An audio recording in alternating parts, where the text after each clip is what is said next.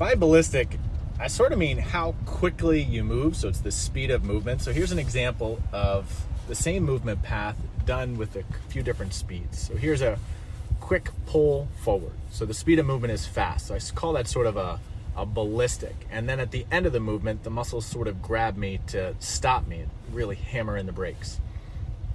Here I'm using a flex fit band and I'm pulling it forward. So the speed of movement forward is much slower. So the contraction is slower.